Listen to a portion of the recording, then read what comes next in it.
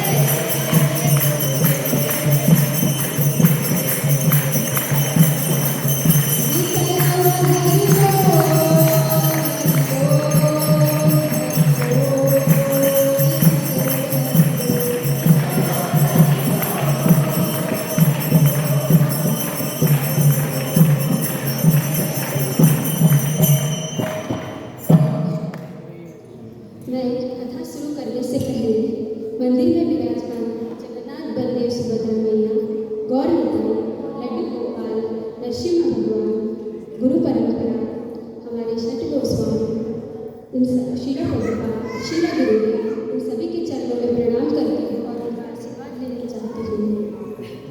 मैं हमारे यात्रा leader his grace Brajaprana Prabhu ji and her grace Apara Mata ji के चरणों में प्रणाम करती हूँ और उनका आशीर्वाद लेना चाहती हूँ।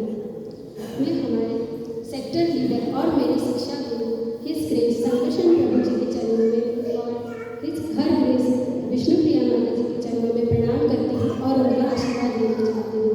मैं मेरे पूर्व शिक्षा गुरु his grace Murali Prabhu ji and her grace Gopi Mata ji के चरणों में प्रणाम करती हूँ और उनका आशीर्वाद लेना चाहती हूँ।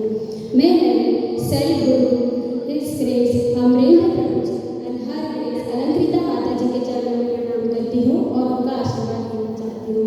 मैं मेरे माता पिता को याद करके उनका आशीर्वाद लेना चाहती हूँ और यहाँ उपस्थित सभी भक्तगणों के चरणों में मैं प्रणाम करती हूँ और आप सभी का मैं आशीर्वाद लेना चाहती हूँ। ओम नमो भगवते वासुदेवाय। ओम नमो भगवते वासुदेवाय। ओम नमो भगवते वासुदेवाय। ओम नमो भगवते वासुदेवाय।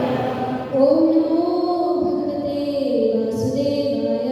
ओम नमो भगवते वासुदेवाय। नारायणं नमस्कृत्यं नरं चैव नरोत्तमं देवीं सरस्वतीं व्यासं ततो जयामुदीरये।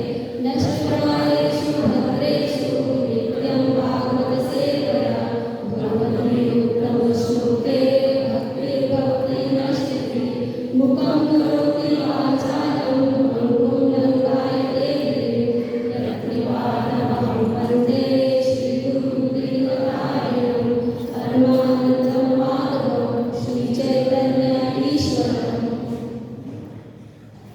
श्रीमद् भागवतम का क्लास शुरू करने से पहले मैं श्रीमद् भागवतम के बारे में आप सभी को कुछ दो बातें बताना चाहती हूँ। श्रीमद् भागवतम 1.7.7 में यह बताया है, यस्यां ये श्रूयमाणायां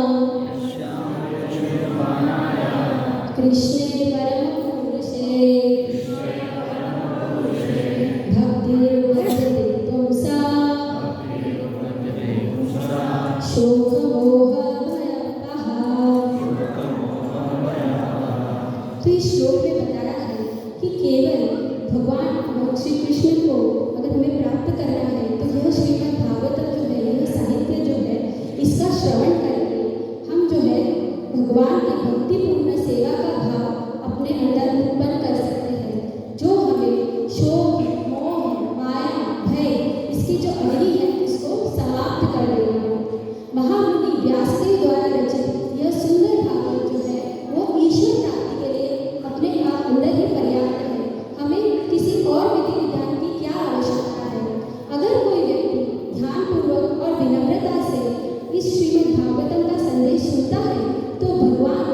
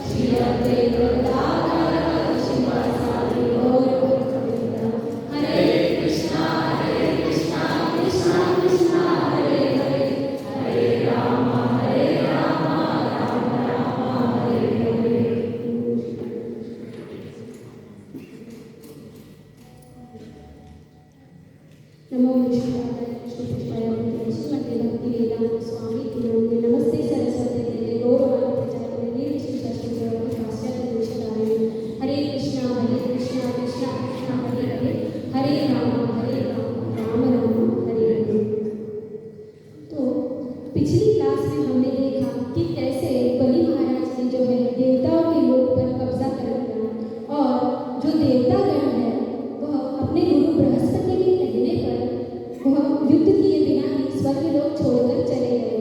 और देखते हैं कि माता अदिति उसके कारण बहुत दुखी है।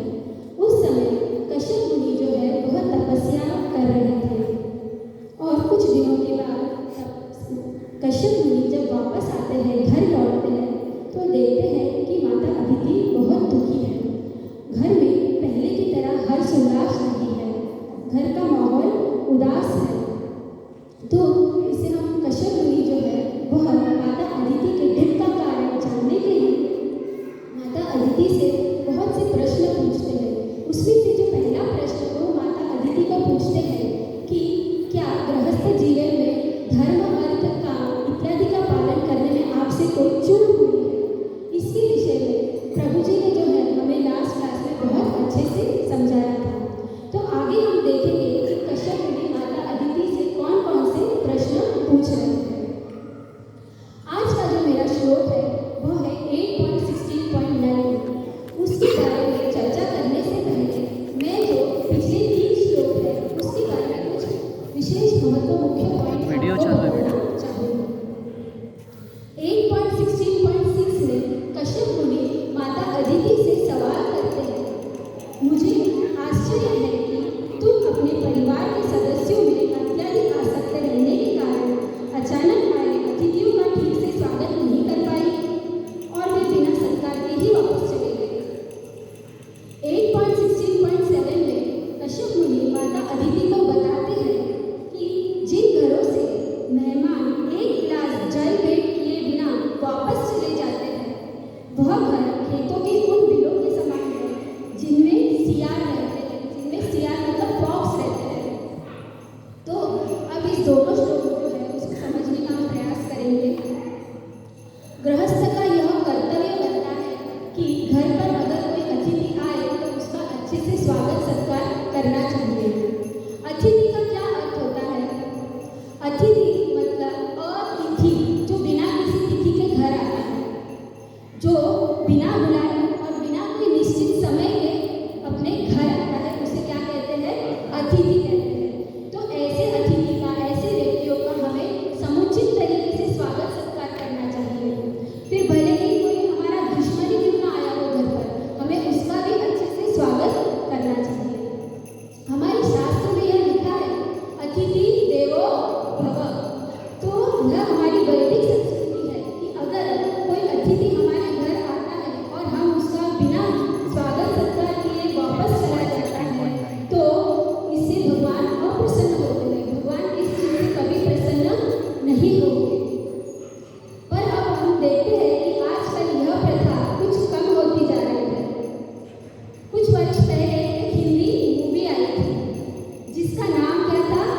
अतिथि कब जाओगे। तो हम इससे समझ सकते हैं कि हमारे जो टीवी सीरियल है यह सब हमें कितना उल्टा सिखा रहे हैं।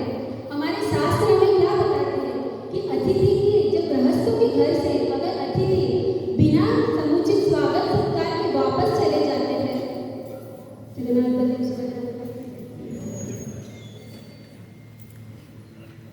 तो हमारे जो वैदिक शास्त्र है हमें क्या बताते हैं कि अगर गृहस्थों के घर से अगर अतिथि जो है बिना समुचित स्वागत सत्कार के वापस चले जाते हैं तो निसंदेह ऐसे घरों में कोई आश्रय लेने नहीं जाता। और यह गृहस्थ का घर किससे कंपेयर किया है? उन सियार के घर के समान उसको बताया गया है। अब हम देखते हैं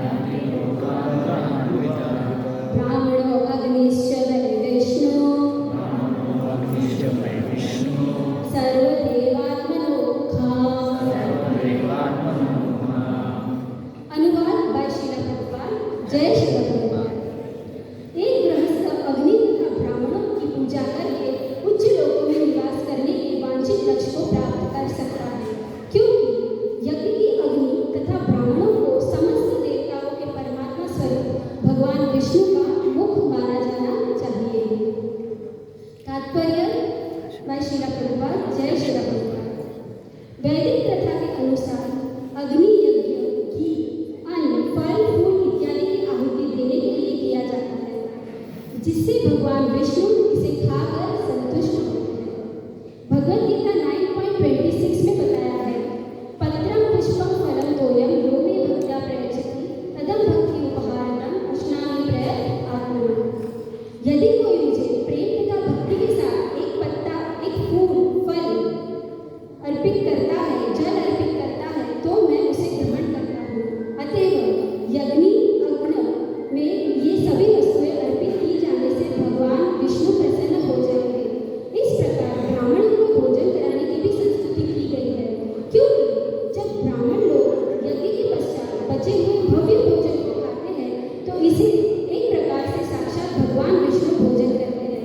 अतएव वैदिक सिद्धांत संस्तुति करते हैं कि प्रत्येक व्यक्ति उत्सव या पर्व पर अग्नि में आहुतियां डाली जाए और ब्राह्मणों को खाने के लिए अच्छा भोजन दिया जाए। ऐसे कार्यों से गृहस्थ जो है वो स्वर्ग लोक तथा ऐसे अन्य लोगों को प्राप्त करते हैं। तो यहाँ पर हम देखते हैं कि कश्यप मुनि जो है माता अदिति से विविध प्रश्न पूछ रहे हैं। वह अपने प्रश्नों के माध्यम से ही हमें शिक्षा दे रहे हैं। वह बता रहे हैं कि वास्तव में एक गृहस्थ का क्या कर्तव्य होता है, गृहस्थ में क्या हमें नियम पालन करने होते हैं।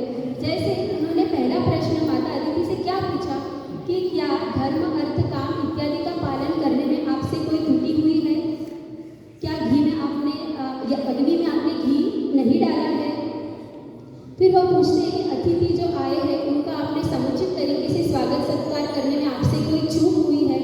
तो हम इससे समझ सकते हैं कि वास्तव में कश्यप मुनि हमें क्या बताना चाह रहे हैं। कश्यप मुनि हमें बताना चाह रहे हैं कि हमारी दुख का कारण हमारी भौतिक स्थिति नहीं होनी चाहिए। हमारे दुख का कारण तब होना चाहिए जब हम इस धार्मिक सिद्धांतों का पालन नहीं कर पा रहे हैं। यहाँ पर कश्यप मुनि जो प्रश्न पूछ रहे हैं उससे हम उनकी चेतना का स्तर समझ सकते हैं। उदाहरण के लिए अगर कोई व्यक्ति जो है कुछ समय के लिए घर से बाहर जाता है, हाँ, और फिर वो घर लौटकर आता है और देखता है कि घर के सभी सदस्य उदास बैठे हैं, शांत है, दुखी है, तो हम क्या पूछेंगे कि क्या इंटरनेट नहीं चल रहा है। आजकल यही तो दुख का कारण है। ऑक्सीजन नहीं मिलेगा चलेगा, पर इंटरनेट हमें मिलना चाहिए, तो यही हमारे दुख का कारण है। तो हमारी चेतना कैसी है, ऐसी भौतिक है।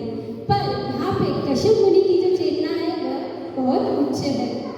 वह क्या पूछ रहे हैं माता अदिति से कि हमें गृहस्थ जीवन में जो नियम पालन करने होते हैं उसी हिसाब से वह प्रश्न पूछ रहे हैं। और वह बता रहे हैं कि हमारे दुख का कारण कब होना चाहिए, जब हम इस धार्मिक सिद्धांतों का पालन नहीं कर पा रहे हैं तब हम दुखी हैं। ये भौतिक स्थिति हमारे दुख का कारण नहीं होनी चाहिए। अब जब मैं ये सब श्लोक पढ़ रही थी तो मैं ये सोच रही थी कि अचानक श्रीमद् भागवतम में ये स्वर्ग जाने के बारे में बातें क्यों हो रही है। कश्यप मुनि जो एक आत्म साक्षात्कार जीव है वो ये सब हमें क्यों बता रहे हैं। श्रीमद् भागवतम में धर्म अर्थ काम इत्यादि के बारे में बातें नहीं की जाती। यहाँ श्रीमद् भागवतम में तो हमको यह सिखाया जाता है कि हम कैसे भगवान से प्रेम करें। उनके भक्तों के विषय में बताया जाता है, भगवान की सेवा के विषय में बताया जाता है। तो यहाँ कश्यप मुनि हमें ये सारी सलाह क्यों दे रहे हैं।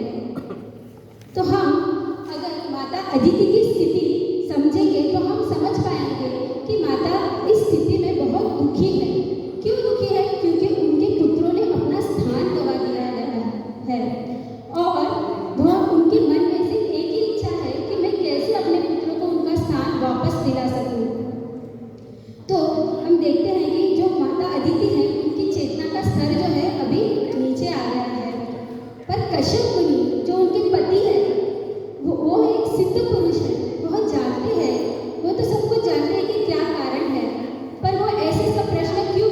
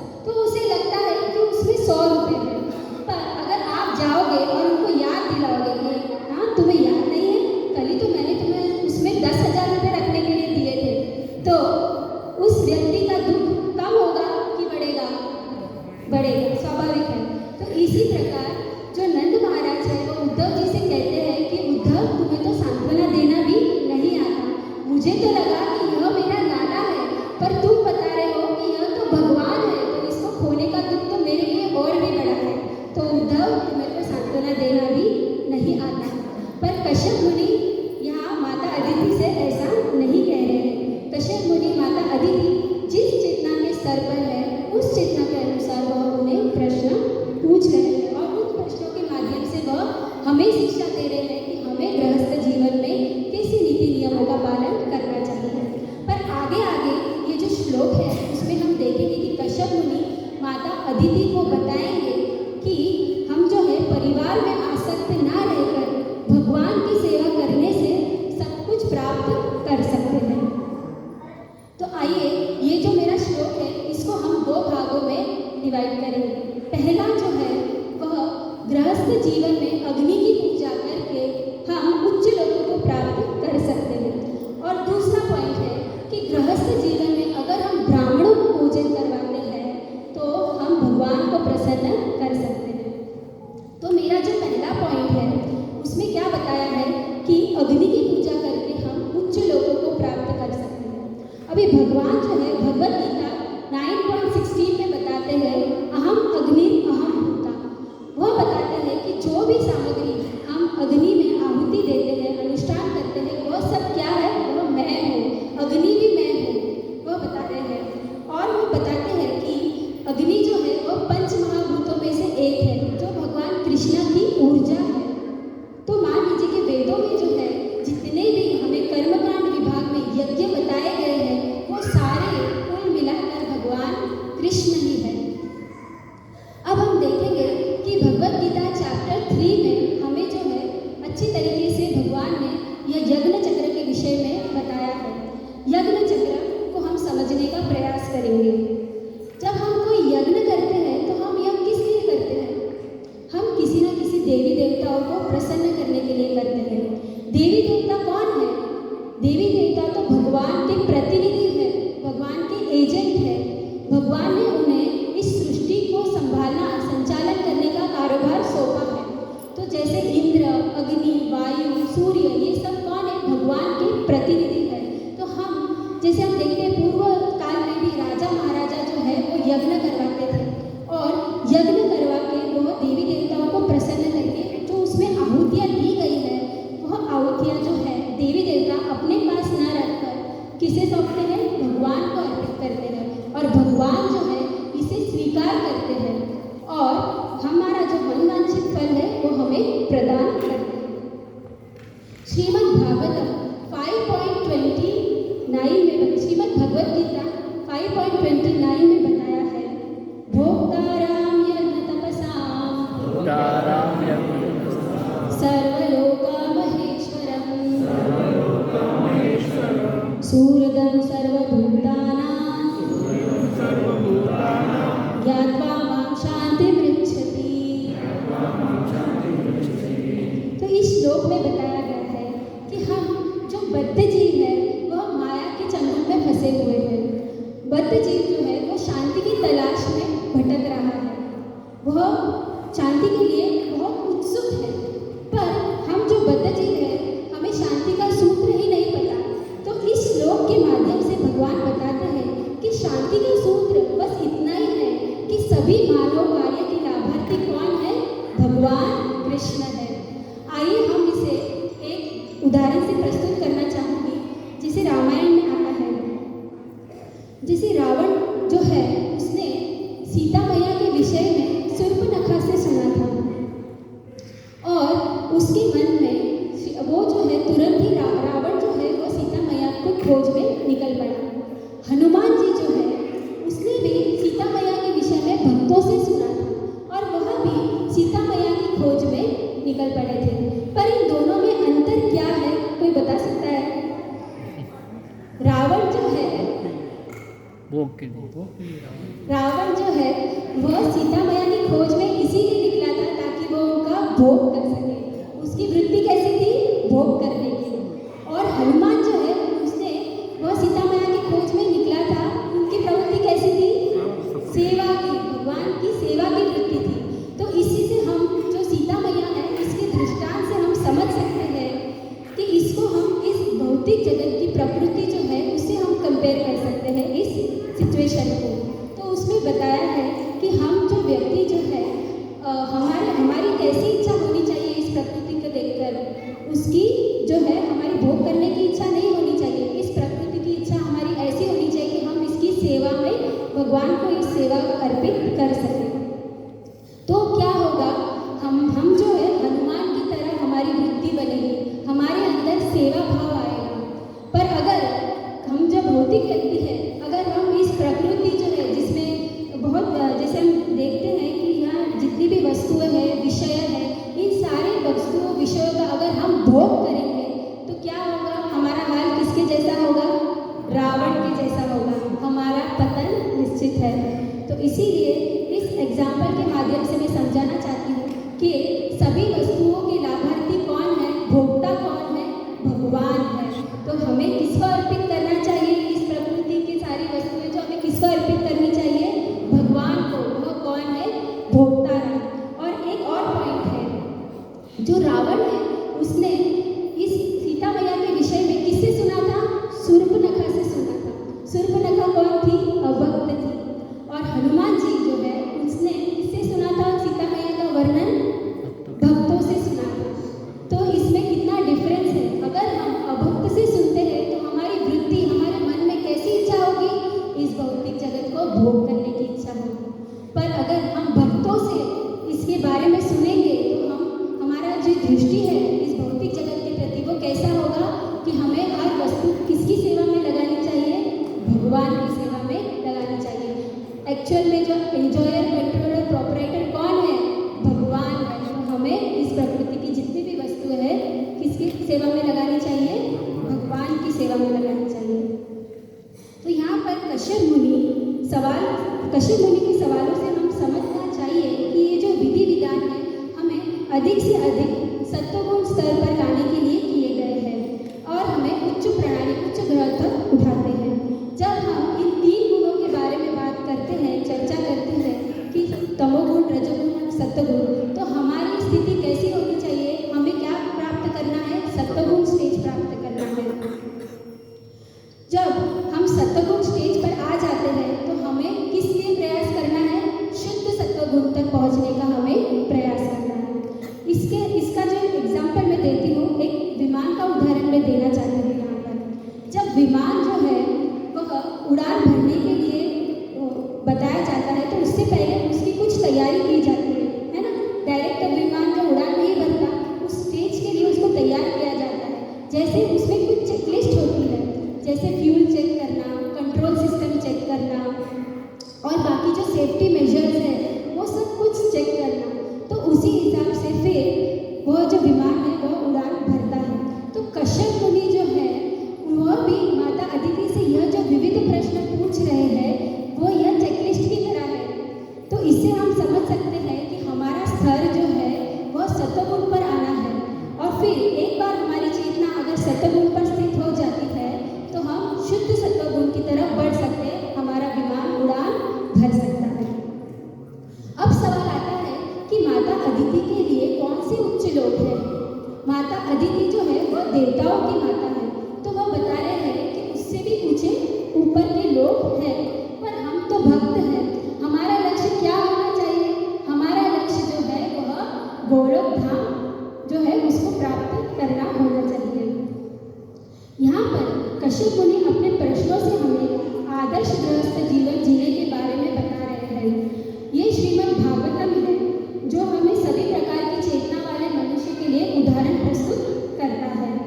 वह हमें इस चेतना पर लाकर छोड़ता है जहाँ से हम जो है शुद्ध सत्वगुण पर जा सकते हैं और जो हम जो है शुद्ध भक्ति कर सकते हैं, भगवान की सेवा में हम जुड़ सकते हैं। आइए अब हम दूसरा पॉइंट देखने का प्रयास करते हैं, समझने का प्रयास करते हैं कि ब्राह्मण जो है उनको भोजन कराकर हम भगवान को प्रसन्न कर सकते हैं। अभी ब्राह्मण के विषय में हम चर्चा करेंगे। ब्राह्मण जो है उसे द्विजश्रेष्ठ भी कहा जाता है। द्विजश्रेष्ठ का क्या अर्थ होता है, जिसने 2 बार जन्म लिया हो, एक बार अपनी माता के गर्भ से और दूसरी बार जो है गुरु से दीक्षा प्राप्त करके उसका नया जन्म होता है। अब हम देखेंगे एक श्लोक के माध्यम से। श्रीमद् भागवतम 2.5.37 में बताया है, पुरुषस्य मुखं ब्रह्मा क्षेत्रमेतस्य बाहवः पूर्वो वैश्यो भगवतः पद्भ्यां शूद्रो व्यजायत।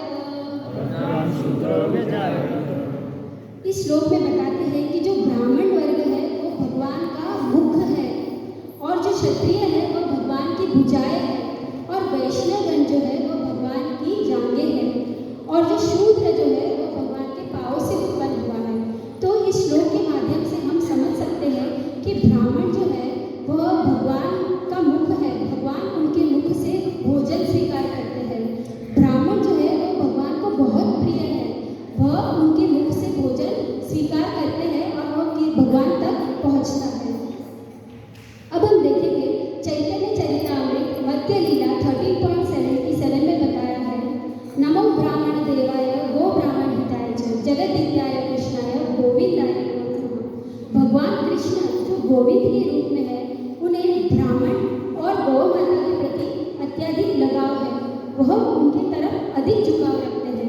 तो इससे हम समझ सकते हैं कि ये जो मानव समृद्धि है ये दो चीज़ों पर आधारित है, एक तो ब्राह्मण संस्कृति और गोधन रक्षा, और जहाँ ये दोनों चीज़ें अनुपस्थित होती है भगवान इसे कभी प्रसन्न नहीं होते हैं। तो हमें क्या करना है, हमें ज़्यादा से ज़्यादा ब्राह्मणों की सेवा करनी है। जैसे हम देखेंगे कि जो शिव जी जो है वह जल प्रिय है, उन्हें अगर हम जल अर्पित करते हैं तो उन्हें बहुत अच्छा लगता है।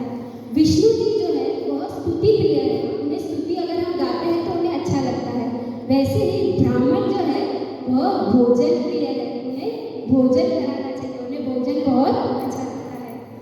अभी हम देखेंगे कि इस भौतिक संसार में हर एक व्यक्ति इंद्र तृप्ति में लिप्त है, और वो व्यक्ति क्या सोचता है कि यहाँ की हर एक वस्तु जो है वो मेरे भोग के लिए है।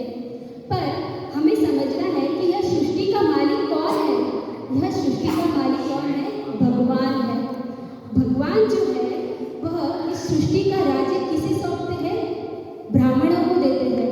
और ब्राह्मण जो है जो कि यज्ञ इत्यादि शास्त्रीय अध्ययन और जनहित कार्यों में व्यस्त रहने के कारण वह इस राज्य को किसे सौंपते हैं, क्षत्रियों को देते हैं। और क्षत्रिय जो है वह भी ये जानते हैं कि यह संपत्ति हमारी नहीं है, ये तो हमें ब्राह्मणों द्वारा प्राप्त हुई है।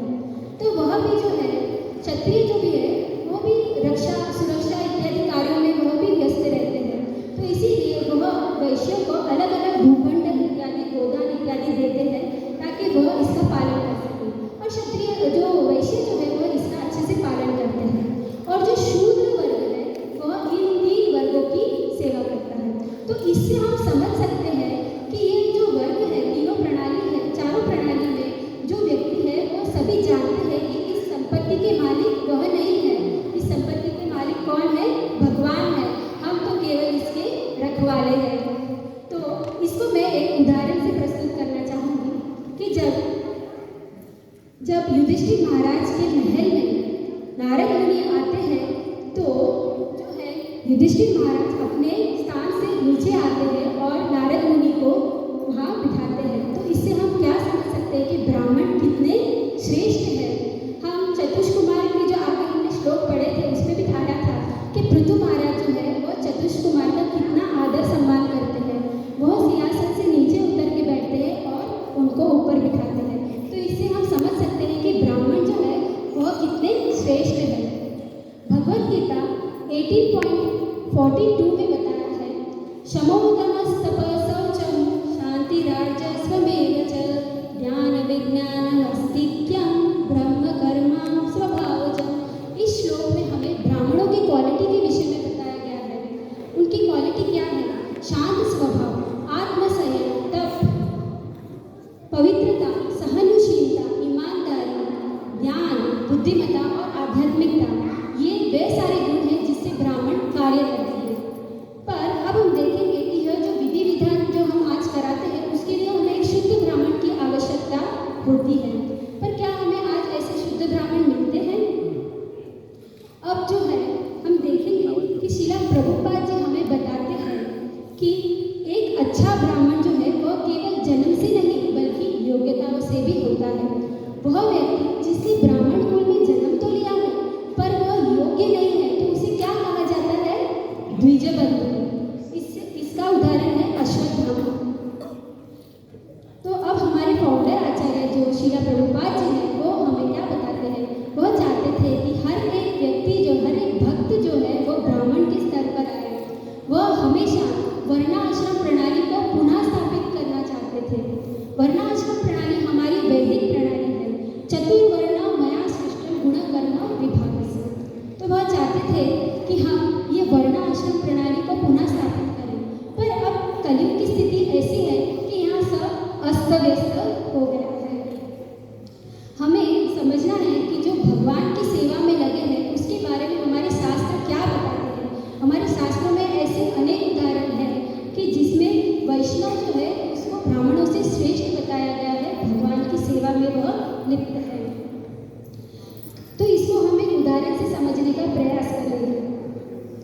कई बार लोग जो है शरीर को कष्ट देते हैं, तप इत्यादि करते हैं। और हम देखेंगे कि कई बार लोग जो है कुंभ मेला वगैरह जाते हैं। अभी हाल ही में कुंभ मेला हुआ था प्रयागराज में, तो आपने देखा था कि लाखों लाखों लोग कुंभ मेला गए थे। कुंभ मेला जाना कोई गलत बात नहीं है। हम वहाँ सनातन धर्म की आस्था तथा हमारी आध्यात्मिकता का मिलाप देख सकते हैं। पर हम कुंभ मेला क्यों जाते हैं? कुंभ मेला जाने का मुख्य कारण यह है कि वहाँ जो अमृत की एक बूंद गिरी थी, उसमें हम स्नान करके हमारा कल्याण कर सकें। पर हम देखेंगे कि आज की स्थिति में अमृत कहाँ है। तो कई लोग बताते हैं कि अमृत जो है वह समुद्र में है। समुद्र से ही तो अमृत निकला था ना, तो वह बताते कि समुद्र में अमृत है। पर अगर समुद्र में अमृत होता तो समुद्र खारा कैसे होता? तो कई लोग बताते हैं कि अमृत जो है वह चंद्रमा में है। चंद्रमा तो सभी वनस्पतियों को पोषित करता है। पर अगर चंद्रमा में अमृत है तो चंद्रमा क्षीण क्यों हो रहा है, घटता क्यों है? तो इसीलिए चंद्रमा में भी अमृत नहीं है। तो कोई बताता है कि अमृत जो है वह नागलोक में है, क्योंकि गरुड़ जो है एक बार अमृत लेकर नागलोक गए थे। तो नागलोक में अगर अमृत है तो नाग जो है वो वैशिली क्यों है? तो नागलोक में भी अमृत नहीं है। तो फिर अमृत है कहाँ? अमृत तो उन भक्तों के कंठ में है, जिनके कंठ से, जिनके मुख से सदैव भगवान का नाम निकलता है। कंठे सुधावस्ती भगवत जनाना, जिनके मुख में सदैव भगवान का नाम होता है। हरे कृष्णा कृष्णा कृष्णा हरे हरे, हरे राम राम राम हरे हरे। तो हम इसे अपने आचार्यों के उदाहरण से देखेंगे कि क्या उदाहरण दे रहे हैं हमारे आचार्य। एक दिन शीला भक्ति सिद्धांत सरस्वती ठाकुर को कुछ ब्राह्मणों ने आमंत्रित किया था वार्तालाप के लिए। तो वार्तालाप का टॉपिक यह था कि ब्राह्मण श्रेष्ठ है या वैष्णव। तो वह बताते हैं कि ब्राह्मण तो जो है ना वो बहुत महान है, वो भगवान को बहुत प्रिय है। ब्राह्मण तो कितने सारे यज्ञ वगैरह करते हैं, कितने शास्त्र अध्ययन करते हैं। तो यह सब सुन के जो है ना, जो ब्राह्मण बहुत खुश हो गए कि अरे ये तो हमारी ओर से बोल रहा है। पर अंत में वह बताते हैं कि ब्राह्मण जो है वो भगवान की सेवा करने की कोशिश कर रहा है, और जो वैष्णव जो है वो भगवान के सेवक है।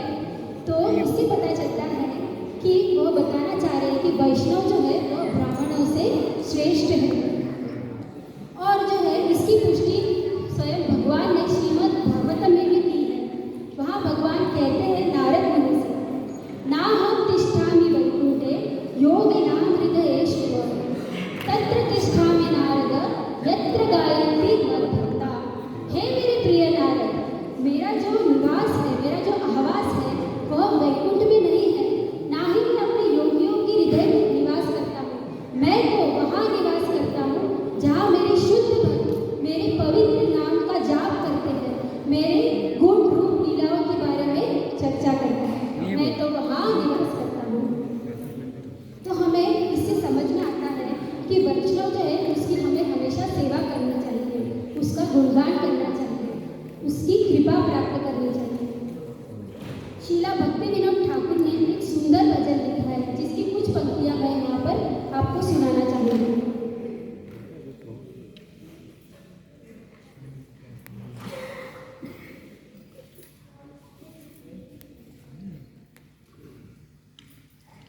ओ हे वैष्णव ठाकुर दयाल सागर, दासे करुणा मोरी।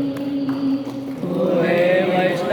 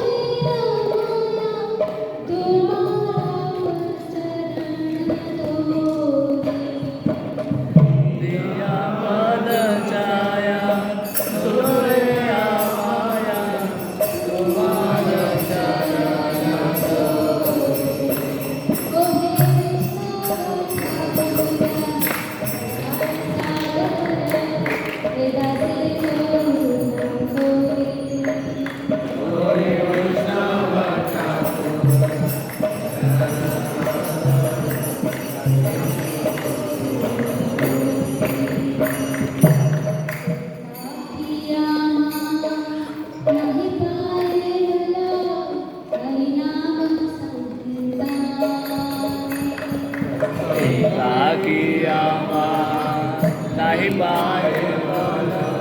हरिनाम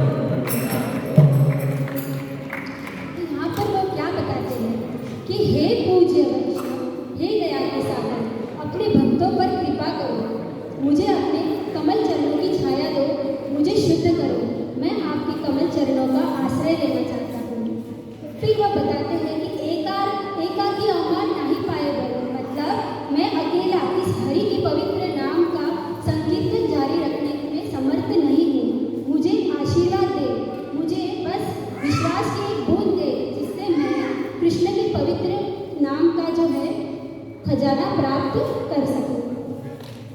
तो इससे हम देखते हैं कि इस कलयुग में वास्तविक में जो है असली यज्ञ कौन कर रहा है?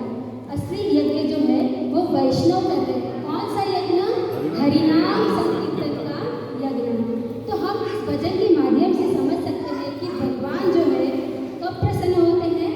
जब हम उनके भक्तों की सेवा करते हैं, उनके चरणों का आश्रय लेते हैं और उन्हें भोजन खिलाते हैं। तो आइए मैं एक उदाहरण से आपको समझाना चाहूँगी कि एक बार एक भक्त जो है वो जगन्नाथपुरी जा रहे थे। तो उनकी पड़ोसी ने उनको बताया कि मैं नहीं जा पा रहा हूँ, कृपया आप ये 100 रुपये जगन्नाथपुरी की दान पेटी में डाल दीजिए। तो वो व्यक्ति बोलता है ठीक है और वह चल निकलता है। तो रास्ते में जाते जाते उनको वैष्णव मिलते हैं और उस वैष्णव ने कुछ खाया पिया नहीं होता है। तो वो व्यक्ति ने 20 रुपये का उस वैष्णव को भोजन करवाया और बाकी के जो 80 रुपये थे उसको दान पेटी में डाल दिए। फिर इस व्यक्ति के मन में बड़ी अरुचि हो रही थी कि अरे मुझे 100 रुपये दिए थे पर उसको 20 रुपये तो मैं खर्च कर चुका और सिर्फ 80 ही रुपये में दान पेटी में डाल दिया। तो इसलिए वो क्या करते हैं, वो उस व्यक्ति को टेलीफोन करके बताते हैं कि आपने जो मुझे 20 रुपये दिए थे, 100 रुपये दिए थे, उसमें से 20 रुपये जो है मैंने खर्च कर दिए। तो वो व्यक्ति बोलता है कि अरे मुझे पता है, कल रात जगन्नाथ जी मेरे स्वप्न में आए थे और उन्होंने मुझे बताया कि यह जो 20 रुपये का जो तुमने भोजन करवाया है वो उनको तुरंत प्राप्त हो गया और जो 80 रुपये जो है वो मुझे मिलेंगे। अभी वो दान पेटी में जब काउंटिंग होगा तब वो मुझ तक पहुँचेंगे। तो इससे हम समझ सकते हैं कि जब हम वैष्णव को भोजन करवाते हैं तो वो भगवान को तुरंत प्राप्त होता है, उसमें कोई टाइम नहीं लगता। तो इसीलिए हमें जो है वैष्णवों को हमेशा भोजन करवाना चाहिए, इससे हम भगवान की कृपा प्राप्त कर सकते हैं। पर आगे अगर कोई बोलेगा कि मैं सिर्फ कृष्ण की ही पूजा करता हूँ, कृष्ण को ही मानता हूँ, मैं उसके भक्तों को नहीं मानता, मुझे भक्तों से मेरा कोई लेना देना नहीं है, तो यह क्या है? यह सबसे बड़ा अपराध है। चैतन्य महाप्रभु बताते हैं कि मोर भक्त नाही पूजे, मोर पूजे मात्र से ही दंभी नाही मोर प्रसादेला पात्र। मतलब चैतन्य महाप्रभु क्या बता रहे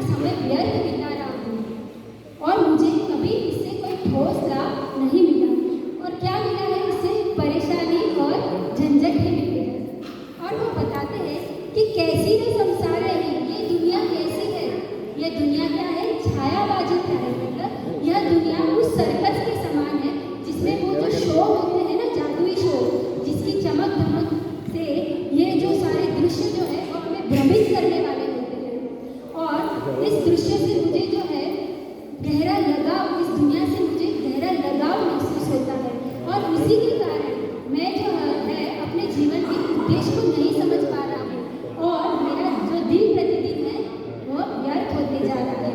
यही की ममता गौरी भ्राता दिन जाए, मतलब दिन प्रतिदिन हमारा ऐसे ही व्यर्थ होते जा रहा है। तो वैसे जो है इस कलयुग में जो जीव है उसकी आयु कैसी है, अल्प है, और बुद्धि भी क्या है, अल्प है। तो अगर हमें तुरंत भगवान की कृपा प्राप्त करनी है, फास्ट रिजल्ट चाहिए हमें, तो हमें क्या करना होगा, हमें जो है भगवान की सेवा करनी होगी, उनके भक्तों की, वैष्णवों की सेवा करनी होगी, हमें हरिनाम संकीर्तन करना है, भगवान के पवित्र नाम का जाप करना है। तो उसी से क्या होगा, हम भगवान को शीघ्र प्राप्त कर सकते हैं। तो फाइनली अभी जो इस श्लोका का मैं कंक्लूजन बताने जा रही हूँ वो है कि इस श्लोक में हमें बताया है कि इस गृहस्थ जीवन में हम जो कोई भी यज्ञ हवन इत्यादि करते हैं, आहुतियाँ देते हैं, वो कि कैसे हम जो है इसे हमको सत्वगुणी स्तर पर लाता है और हम इससे जो है उच्च लोगों की प्राप्ति कर सकते हैं। पर कलयुग में जो है हमारी ऐसी क्षमता है कि हम इस विधि विधान का पालन कर सकें, क्या ऐसी क्षमता है हमारी? नहीं। तो चैतन्य महाप्रभु ने हमें एक बहुत ही सरल मार्ग बताया। कौन सा मार्ग है वो? हरिनाम संकीर्तन। यह मार्ग हमें बताया है। हम हरिनाम संकीर्तन करके, वैष्णव की सेवा करके, माला जाप करके हम जो है भगवान की कृपा प्राप्त कर सकते हैं। और वैष्णव की सेवा करने से हमें कभी भी पीछे नहीं हटना चाहिए। वैष्णव की सेवा करने से दो फायदे हैं। एक तो इस भौतिक संसार की जो आसक्ति है उससे हम छूट सकते हैं, वो हमारी कम हो सकती है, और जो हम हैं भगवान की कृपा हमें तुरंत प्राप्त हो सकती है। चैतन्य महाप्रभु जो है हमें भागवत प्राप्ति के लिए बताते हैं, प्रभु कहे वैष्णव सेवा नाम संकीर्तन, शीघ्र प्राप्ति होए कृष्ण चरण। चैतन्य महाप्रभु क्या बताते हैं कि अगर हमें भगवान की शरण शीघ्र प्राप्त करनी है तो हमें क्या करना है, हमें वैष्णव की सेवा करनी है। तो इससे हम समझ सकते हैं कि हमें जो है जीते जी जितना हो सके इस शरीर से हम जो है भगवान की कृपा प्राप्त करने के लिए हमें वैष्णव की सेवा करनी है, धाम की सेवा करनी है, मंदिरों की सेवा करनी है।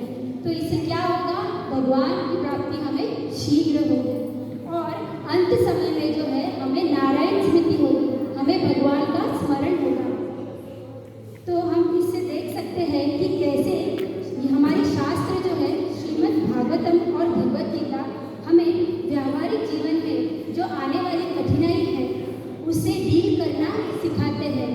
यह जो शास्त्र जो है हमारे ये शास्त्र जो है अगर इसके सिद्धांतों का अगर हम अपने जीवन में उतारते हैं तो हम अपने जीवन को आसानी से आकार दे सकते हैं, जिससे जो है ये कलयुग का बड़े से बड़ा तूफान जो है हम पार कर सकते हैं।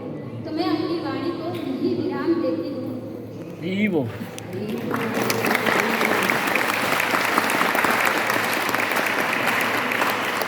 मैं मेरे शिक्षा गुरु इस शंकर प्रभु जी का आभार व्यक्त करती हूँ, जिन्होंने मुझे इस श्लोक को समझने में और आप सभी के समक्ष प्रस्तुत करने में मुझे मार्गदर्शन आपको सब याद रहता है। और मैं उन सभी भक्तों का आभार व्यक्त करती हूँ जिन्होंने मुझे इस श्लोक में सहायता की है। और मैं इस श्रीमद् भागवतम का जो फल है मैं गुरु महाराज को अर्पित करना चाहती हूँ। और यहाँ पे उपस्थित सभी भक्तगण को मैं आभार व्यक्त करती हूँ जिन्होंने शांतिपूर्वक मेरी इस टूटी फूटी वाणी का श्रवण किया।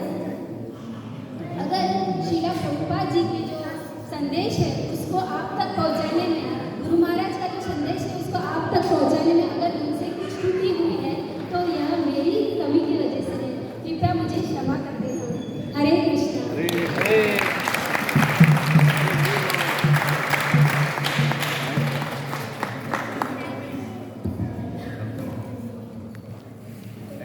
Once again, we are so here from Parama Prajapriya Mataji. Such a wonderful explanation of today's verse. She so nicely brought out the meaning or deeper meaning of what the verse has to convey. We're very happy to see such young, enthusiastic devotees rendering such wonderful seva. Mataji made many nice nice points from today's verse, just like to summarize them in English. So she nicely glorified Srimad Bhagavatam and the importance of Srimad Bhagavatam in our lives.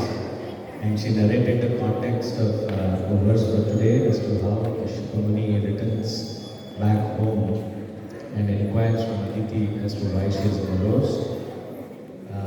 The theme of the verse today was how we should serve Atithis. In other words, people who come home without notice. But the deeper meaning is what she explained. So our lamentation should not be for any material losses or problems, but the fact that we are unable to practice dharmic principles, that should bother us and not our material problems. And she mentioned that even in Grihastha Ashrama, we should keep Lord Krishna in the center. She clarified that yajna means to please Lord Krishna.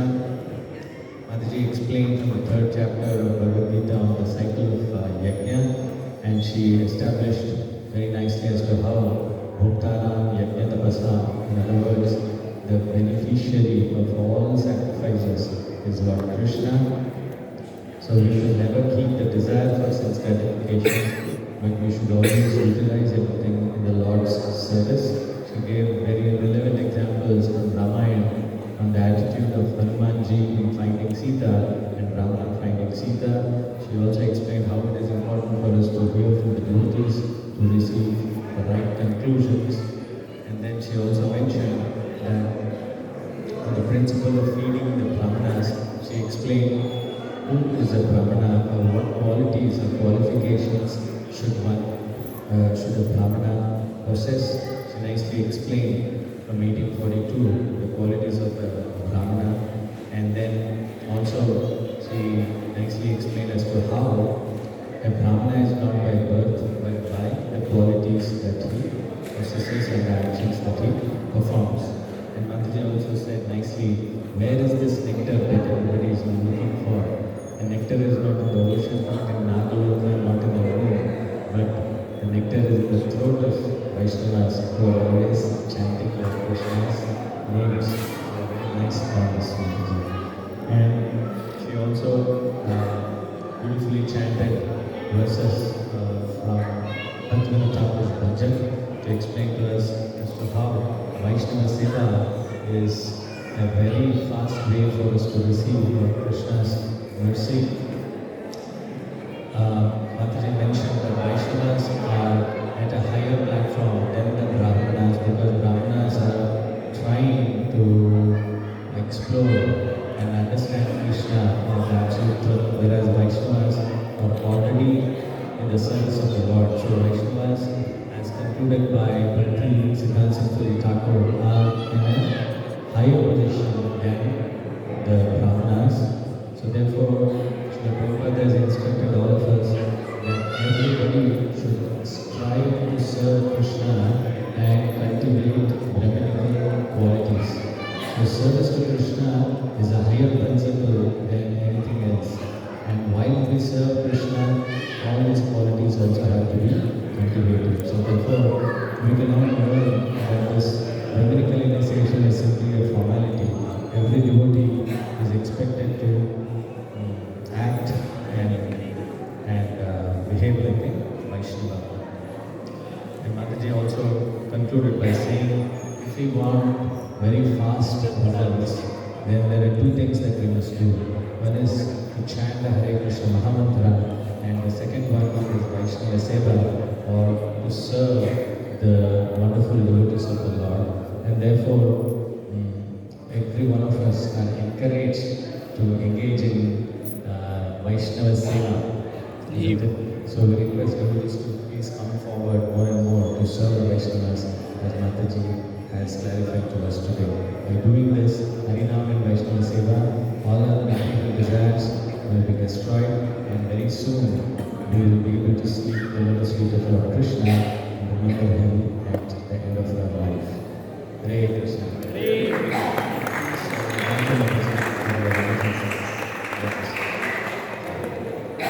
Some announcements. ग्रंथराज Shrimad Bhagavatam की Jai.